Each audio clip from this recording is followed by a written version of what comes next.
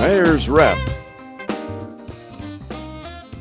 with Mayor Peter Christie.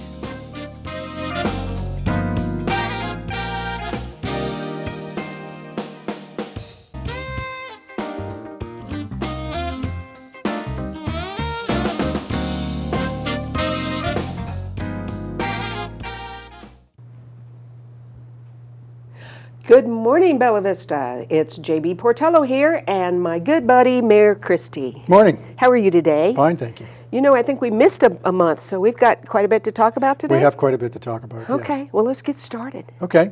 Financials. Financials, we usually kick it off with financials.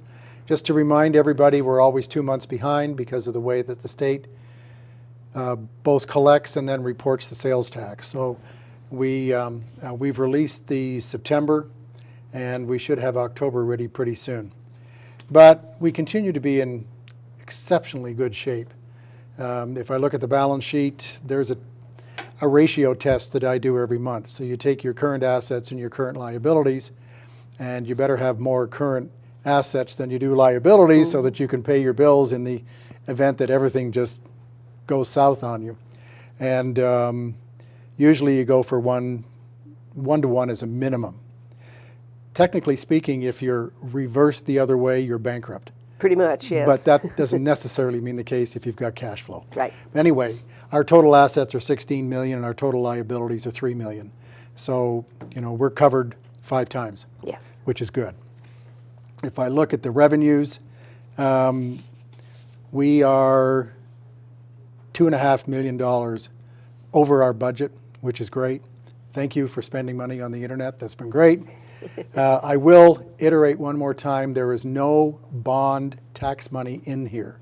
Yes. If you remember, we passed a special tax of 1% to pay down the bond, but the money does not come to the city. It goes to U.S. Bank, and U.S. Bank uses that money to pay down the bond. They also have the bond proceeds of $24.3 million. We do not. And so when the bills come in from the various bond projects, we approve them, and then we send them to U.S. Bank, and they pay the contractor. We don't. So the bond is not in our books. So just, I know I've said that before, but it can get a little confusing. Yes. And when I look at the expenses, we're underrunning expenses by $5 million, which is good. But it also is a little bit troublesome until you go through and actually look at it. All our paving bills aren't in yet, and that'll be about $2 million. Plus, there's almost $3 million sitting in capital projects for the Mercyway Bridge that we thought were going to start this year. Doesn't look like it because of some delays. This has been a real labor of love, this bridge. Yes. And so we'll carry it forth to next year.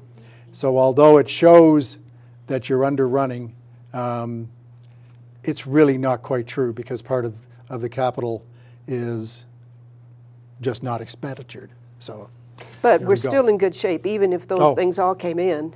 Yeah, we're in terrific shape. Yes. And if you remember, we thought that we were going to take a pretty heavy haircut as a result of decreased county sales tax. So just to recap, the census came in, and we came in at 30,104 people. Prior to that, we were getting 11.98% of the county sales tax revenue. That's our largest piece of revenue, by the way, and I'll take you through the budget in a minute. As a result, other cities grew faster than we did, so we actually took a decrease in the percentage down to 10.59. which in worst case scenario was a haircut of $810,000 on our revenue. So our finance director spent a great deal of time with the controller down at the county, going down the rat hole, examining what is the worst case scenario, what's the best, and where are we year to date, what do you project will be the revenues next year, et cetera, et cetera. And it's not nearly as bad as we had hoped. So we have plugged a hole of roughly, believe it or not, about 150,000. And that was fairly easy to do, but we have cut back on some of the requested expenditures by the department heads until next year, so that we can actually see, you know, a dot is a dot, two Yeah. dots is a line, three dots is a trend. So we'll have a look at the end of the first quarter, and if it looks like we'll be okay, then those additional budget requests will probably be honored. They're mostly headcount. Fire wanted 6. We've granted 3 in the budget I'm about to discuss. The other 3 we'll put off to the first quarter, and the police needed 3 more, or requested 3 more. And again, we'll wait until the end of the first quarter just to make sure. And that's just Peter being conservative, and Well, that's a good way to be. that's the way I've always run the budget, and that's Right. the way I've always run a business. So Yes. we're in terrific shape. Some people have said, what about this impact fee thing that you charge, you know, that you're charging all the new builders? This was something the council spent a great deal of time on. We actually hired a professional company who put the whole plan together. And the monies are split 3 ways between police, fire, and library. They don't get an even cut. It's based on a very complicated formula. I was hoping we could use it for streets, but we cannot. Impact fee money can only be used for new assets or new roads. All our roads were platted by Cooper back in the 1960s, so they're not new roads. Even if there's no road there, it's just a cow path because nobody's built down there. We cannot use the impact fee money for roads to develop that road because it's platted. But nevertheless, we know in the future that we're going to have some expenditures for police, fire, and library, so we're now planning. We started charging in September, and as of the end of November, we have collected $99,000. Good deal. And Yeah. so we figure it'll be, well, if one quarter gives us 99, and if the residential new housing permits continue to keep going just the way they are, it's about $300,000 a year. So that'll help with the expenditures coming up. So that's the financials as of the end of September. We're in great shape. Yes, you are. Okay, we got 2022 coming on us really strong. We do. So what's up for the budget? Right. Council approved the budget this past Monday, which was the 13th of December. We actually start the process in August by going out to the department heads and saying, okay, it's time to think about your 2023, for example, next year. And the finance director gives them directions that she and I have established, so much for percentages, et cetera. HR has already started looking at where are we competitive in the, you know, in the marketplace for salaries, and she's already started looking forward to just where do we think the health plan is going to come in. So there's a whole bunch of wheels that start moving at once. Council actually sees the first iteration in October. It's not complete. We don't have all the data. Usually we don't have the healthcare stuff at that time, for example. And but nevertheless, it gives them an opportunity to see just what are we looking at and what is the initial take on where we were the previous year.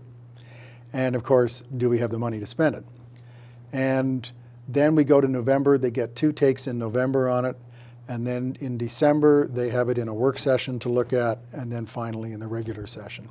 And that cadence seems to work very well. So let me take you through it. Okay.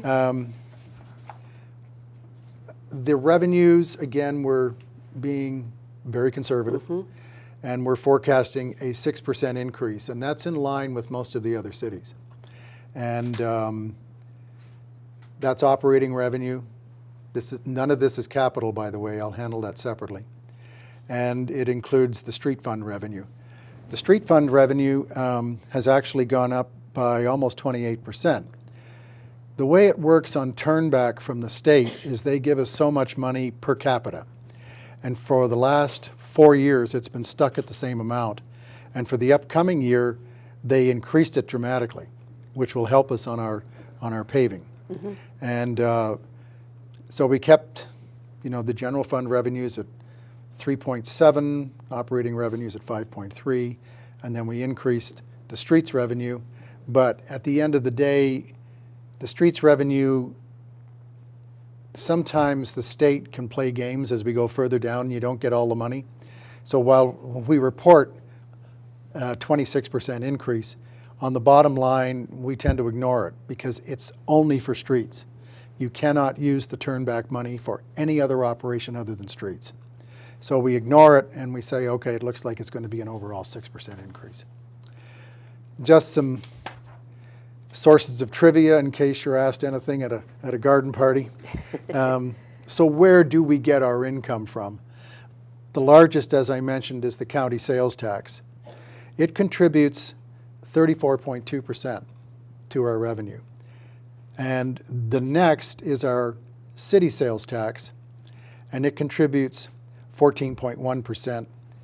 We have property tax revenues. They're actually a little higher this year, 16.4%. And I say a little higher because there are two things contributing to it. First, as you know, the new residential housing permits have continued to climb rather dramatically for the past 5 years.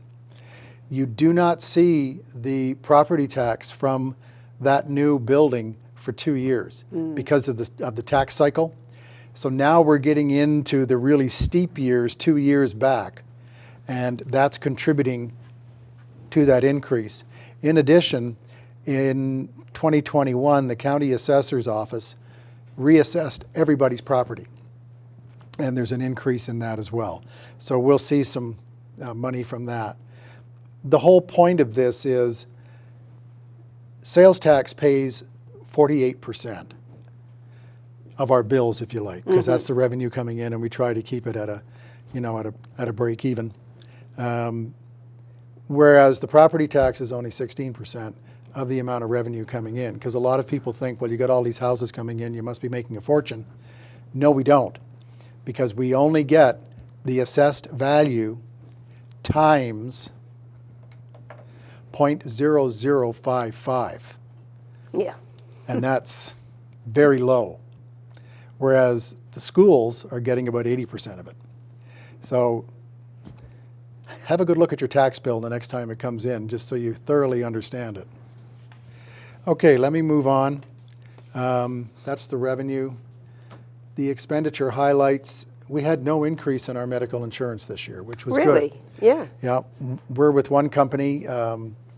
They were going to raise it by 6%. Another company came in and said, we'll give you exactly what you've got now and no increase. So we went back to the original one, and they agreed to match it. The reason for matching is it is very difficult to change healthcare providers. It's very laborious. It's very, very paper intensive, unfortunately, and there are always mistakes. Our workman's compensation has gone up, and that's more due to headcount. And our debt service, how much do we owe in loans, has decreased from $355,000 last year to $98,000 this year, and it'll go away this year. Good. That's all related to fire equipment. We bought 3 new pumpers over the last 5 years, and frankly, we needed them. And so we got loans. They're called Amendment 78 loans. It's called Amendment 78 because that was the amendment that the state put in many years ago. And basically, a bank can offer a lower interest rate to a municipality, and in return, they don't have to pay taxes on the income off that loan. So it's a win-win for both parties. Let me continue here. By the way, this has been posted Yes. on our website. And if you want to grab a pen and a piece of paper, We can also put the website up on the screen. good. It's, No, no, the website. the website that I'm about to give you. It's bellavistaar.gov/government, There we go. that's a /government/departments/finance. And you'll see the 2022 budget in its entirety, both what I'm taking you through now and the capital. So that's bellavistaar.gov/government/departments/finance. Talking about loans and debt debt service, one thing that we're going to have to do is get a new ladder truck over and above the one we have now. Because again, as you know, my mantra is we manage the growth doesn't manage us. We've been spending a lot of time looking at fire coverage for the city as we continue to grow. We have identified that in the future, within the next 40 years, we're going to need 8 stations. And probably within the next 10, maybe 20, we will need 2 more. And interesting, at the work session in December, where they got their next to final look at all this, when they saw how well we were doing with our cash reserves, etc., they actually encouraged our fire chief to start looking for land for the next 2. Good. Land will do nothing usually but go up in price. So he's looking in various locations. He's already sectored off the whole city, so he knows where he wants them. And on top of that, we also talked about a new ladder truck. Our current one is about 7 or 8 years old. It'll probably last another 10 years, maybe more.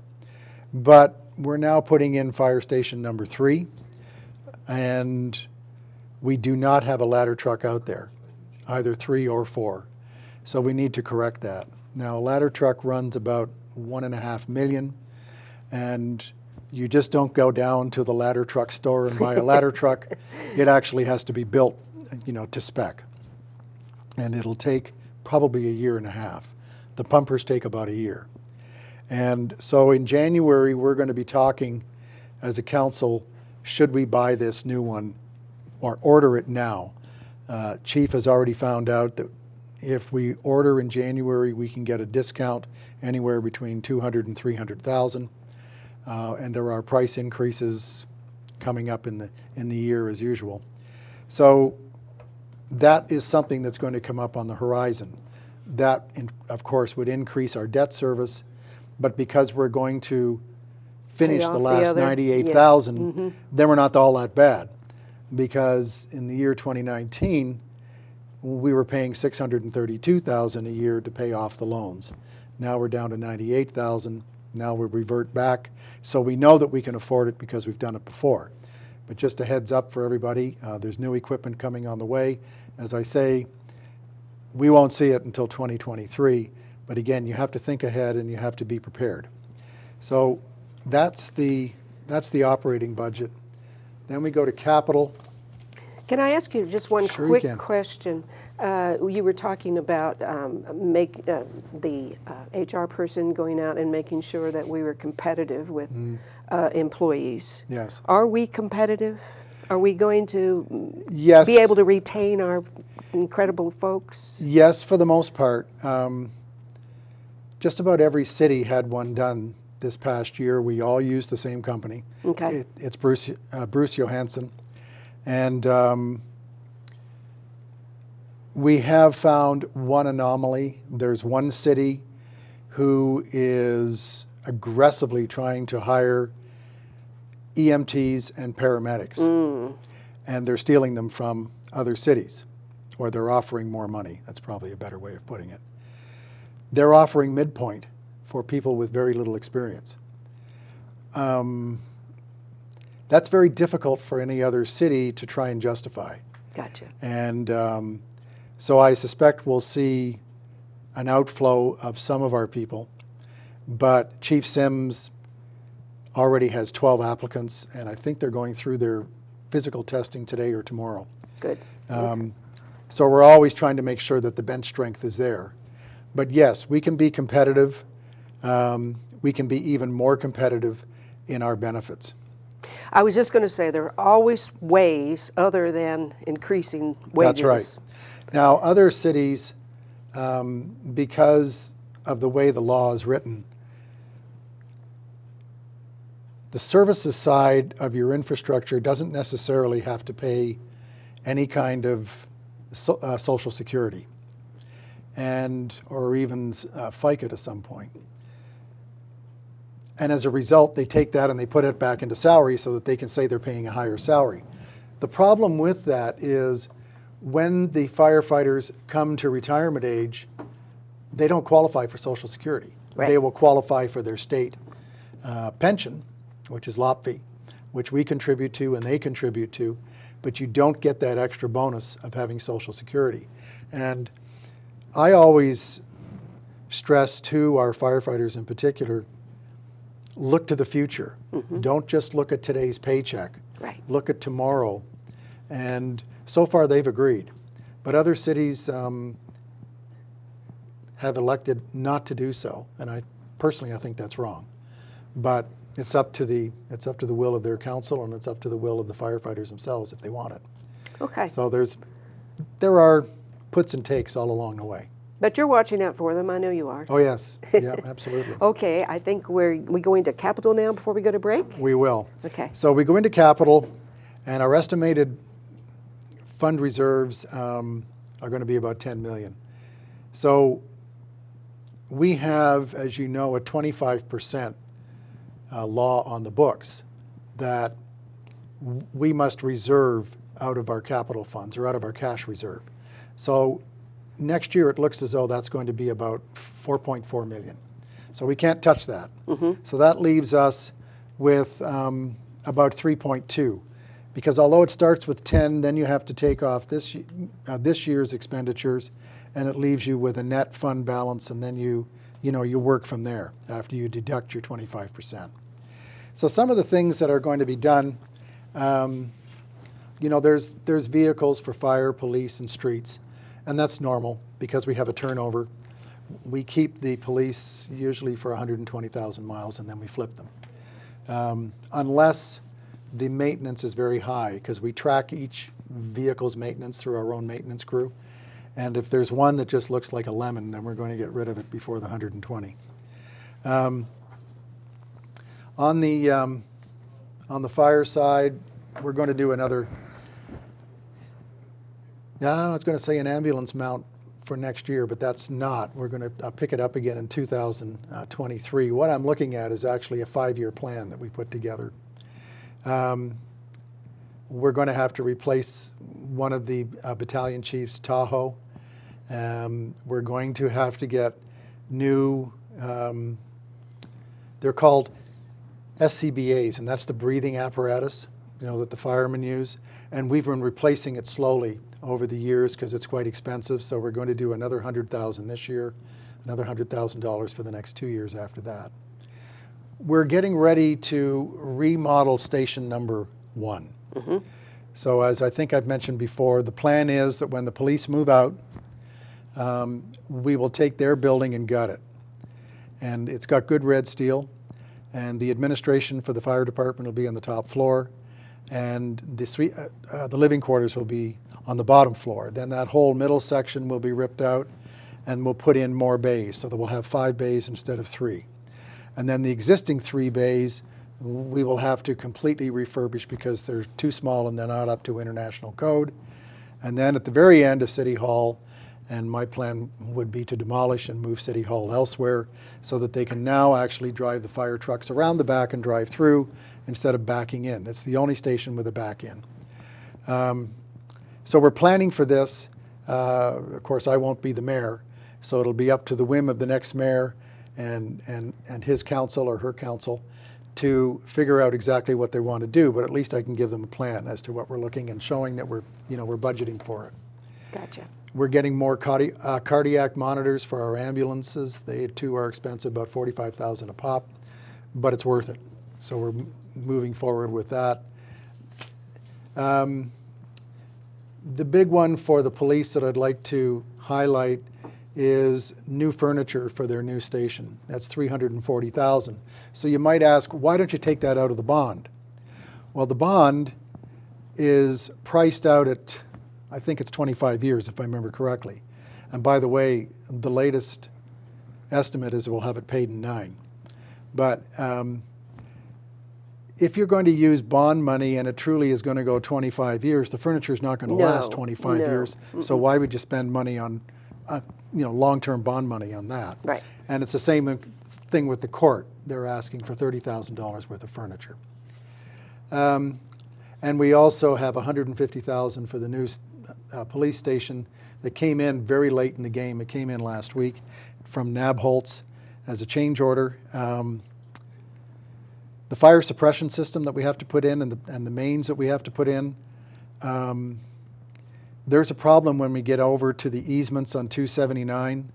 The sewer line is not straight and it's not at a consistent depth. So we have to keep by law a certain amount of distance between freshwater and sewer, Right. not only left and right, but up and down. So that's increasing the cost as we work our way up. Okay.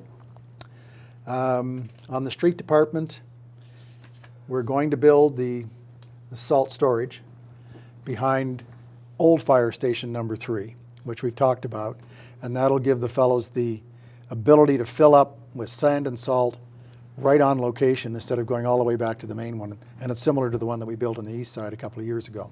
Okay. Street repairs and paving between capital and Mike's ordinary budget will be about $2.5 million again.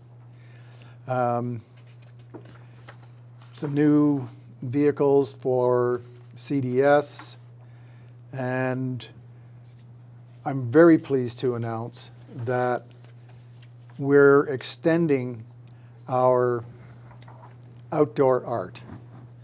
You may have heard something from Fayetteville this week. We established an arts council in 2016, and we have had one piece donated to us in 2018 that's sitting in front of the fire department number Madonna, 1. or what's it called? It's called Maryland. Maryland, sorry. And we'll eventually move it up to the library, but we knew the library was going to build an extension, so it didn't make sense to move it up there at the point. Yeah. We have a terrific team that's running the council, and they approached me and said, for the new public safety building, why don't we have a bronze sculpture in the front?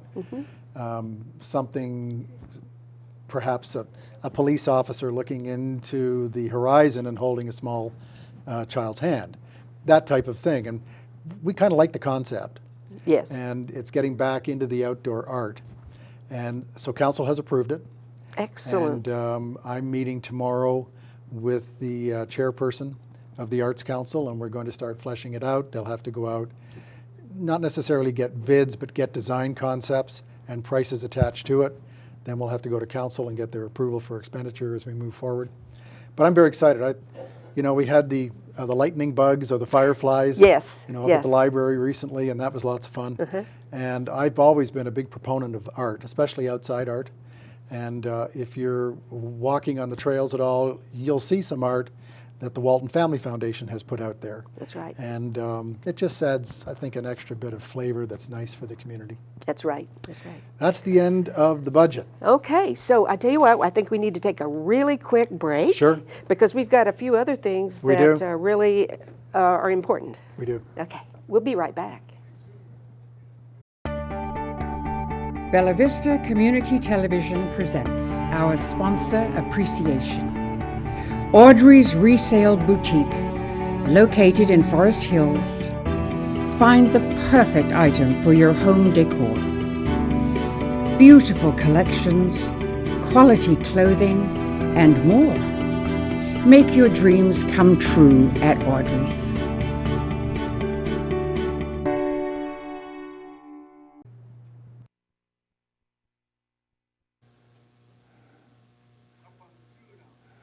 Welcome back. Here is your host, JB. Hey everybody, we're back, and we have some other really interesting things, I believe, to talk about. Let's start off with the bond update real quick. Sure. Yeah, the bond update, if you've been out around the fire station number 3 at all, it looks as though it's finished. It's not quite. There's a punch list of things that have to be done. We did get the doors up on operating, but not with the manufacturer springs in 3 of them. Are you serious? No, they gave us enough springs and the material for 3 doors, and then they agreed that we could go local, get similar springs, and cancel their part of the spring order, and we actually saved a little bit of money. And then there are other things. There's one table that was built in the eating area for the firefighters, and they built it 3 inches too high. So it's sort of like a Kilroy was here if you're sitting on the seat. It's kind of like me sitting at a restaurant. That's I wasn't going to go there, but yes. okay. So the tentative date is early January, and we'll have a very, I think, a fun event for the whole community to attend. Excellent. You know, they'll be doing the connection of the hoses, and you know, firefighters do strange and weird things, but it'll be a real nice ceremony, and the whole community will be invited to come on out, walk through the station, and have a look at it. It is beautiful. It is. It is. The landscaping is going to be amazing when It is. when it all comes out. And I want to thank the Garden Club, by the way. They also contributed to the landscaping, which was very exciting. So we're going to see all our some daffodils? daffodils plus others, and I'm not going to give it away. Okay. So wait till you see the spring. It'll be Oh, okay, nice. good. All right. Now the police department or the public safety building, if you've been out there, you see that they're pouring the footings. They've already got 2 walls up. That's going to be the shooting range, and they also have the elevator shaft up as well. I wondered what that cylinder-looking thing Right. was. Elevator. That's Okay. the elevator shaft, and they're right on target. So we're still looking for December of next year to open it up. Okay. And then finally, the fire training tower, we're still negotiating with Cooper for some land. We've chosen the land. It'll be out, if all goes well, out by the animal shelter. They have 63 acres out there, and so Oh. they're going to carve off 3 acres for us. But the negotiations are still ongoing. But it'll be good because it'll be away from the residential sections, and it'll still give us lots of land to be able to go out and do the maneuvers that we have to do. Okay, good deal. How are we doing on vaccinations? Vaccinations, I think we have a chart. I think we have a chart that we can put up on the screen. It's There we go. There we go. The total doses given at the top is 56,694. That is for Bella Vistans. That includes our vaccination clinics that we did at the beginning of the year, plus the JB Hunt going Okay. forward. Okay. But it excludes 5,000 more that we did just month to date in December. Plus it excludes another 2,000 for the boosters that we did in the fall. So the real total is 63,694 out of a population of 30,000, and you have to discount the small infants and whatnot. We believe that 70% of our population is fully vaccinated. And I would say that we're probably the highest in the entire state.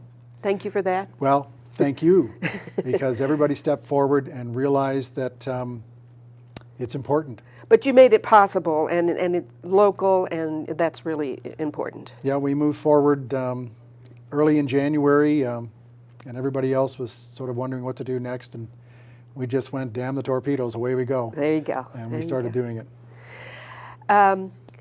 Something really near and dear to my heart and exciting for a lot of people. There was an article in the paper recently Right. about what Cooper is doing with some of their buildings, especially the theater. Yes. So let's have the real scoop here. What's going on? Well, there's the theater, and then there's the building where Vacation Rentals used to be. And Linda Lloyd also had a realty place up there. It was on the tier closer to the highway, I think. That's right. Right yeah, in there. over in Town Center East. And then there was the wooden structure right beside that no one has been in there for years. I think City Hall was in there many years ago, and then Mayor Anderson actually bought the place that we're in now. I'm told that one is actually infested pretty heavily with termites. So that's probably the reason that Cooper very wisely said we're not going to put anybody in there. So they've been talking about tearing these down for quite some time, similar to Town Center West, where they said they were going to tear everything down, which they did. The sheriff's SWAT team has gone in and used it as a training place, which is good. And I believe that's all finished now. And CCI has pulled a permit with our CDS folks to demolish the theater. They haven't done it yet for the other two places, but I'm sure they will. For real? For real. Okay. Don't know when they're going to start. It'll be messy. Yes. And that, if you remember, that was the reason why we moved the farmers market, because we knew it was coming. We just didn't know when. But the big question now is what's going to go in there? And we're being told restaurants. We were told restaurants for Town Center West too, and unfortunately nothing has appeared. However, we do have the new restaurant over in Town Center East, which is Cafe USA. Mm-hmm.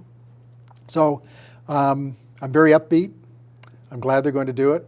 And of course, I'm always in favor of anything that's going to bring in more tax revenue. Of course. Because as we keep growing, I don't want to increase personal property taxes or millage rates or anything else.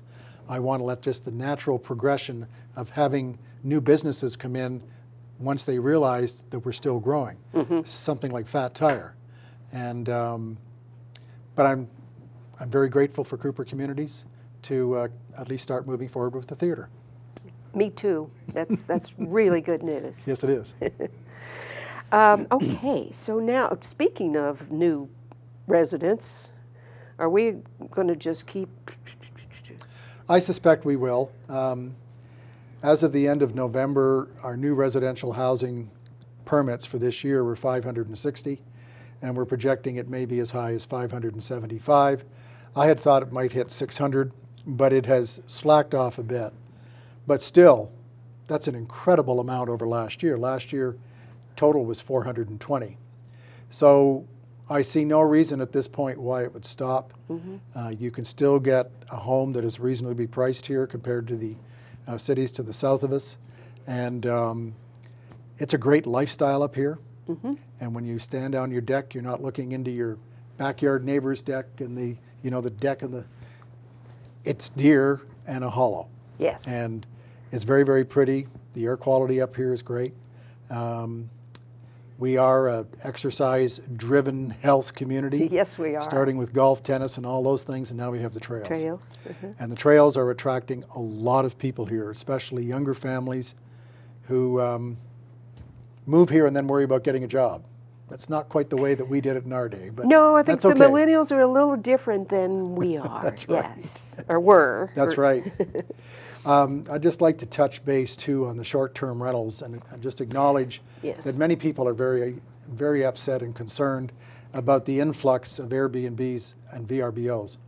The A&P Commission, which actually gets a 2% lodging tax from these types of activities, has worked with a company, and they have got some new software that actually identifies where are these things, because we don't know where they are. We know where some of them are because they are paying their 2%, but we know that there's others that are not. And so they have identified 400 inside our city. Bella Vista has 400. Airbnbs and VRBOs. Unbelievable. Yes, it is. And a lot of them are by the lakes. We've seen weddings being advertised. Bring your 17 friends, for a weekend. And that's troublesome. If for nothing else, the septic systems can't take that kind of load. And if it's right on a lake, that is not a good place to have it. And so what's happening is there is a new regulatory ordinance that's being written to address large-scale gatherings such as weddings, septic load, noise, parking, etc. Everything that everybody has been telling us is a concern, and I agree with them. And of course, it has to go through legal, it has to go through CDS. I believe Doug Fowler, who's a councilman, is actually sponsoring it, and he's actually the chairperson of the A&P Commission as well. So there's a nice blend through Doug. There was a lady at the council on Monday that did a very nice presentation of the neighborhood. Yes. And Doug did address that. Good. That you were working on it. Good. Yes, and it'll come before council either in January or February. I suspect the timing is probably going to be February. But that's a good news story. I'm sure some of the Airbnbs and VRBOs won't like it, but you have to put the welfare of the community first. Mm-hmm. There's a place up in Colorado called Breckenridge. I've been there, Yes. I've skied there. Yes. Their whole community moved away, and it's all Airbnb and VRBOs. I don't want that to happen here. No. At all. No. So we are focused on it. Okay. Good deal. All right. I think we've covered everything other than. Friday, Yes. 10 o'clock at Harps. Peter's going to be out there ringing the bell for the Salvation Army. Are you really? Are you All- wearing your fancy socks? Oh yeah, I'll have fancy socks. Okay. All the mayors, or most of the mayors in Northwest Arkansas, have all agreed to do it again this year. And I chose Friday, and it also looks as though that's going to be the worst day for rain. Go figure. Go figure. But you know, in the news, I heard just this morning, I believe, that over this last year in particular, the last couple of years, there's been a lot more people donating to the bell ringers and the Salvation Army. Yes, they need it. And other things. That's So- right. That's right. So you get out there and I'll ring the bell. show them a little sock. That's right. All right. Well, listen, as always, I enjoy talking to you. It's a great way for people to catch up. And I'm hoping, Great. you know, maybe in this next year, we can actually have a gallery out there and invite some folks to come in and see this in person. That'd be great. Wouldn't that be Yeah, fun? that'd be fun. So we can both promote that. Love it. Thank you so much. Thank you. And I will see you next month. Happy holidays, everyone.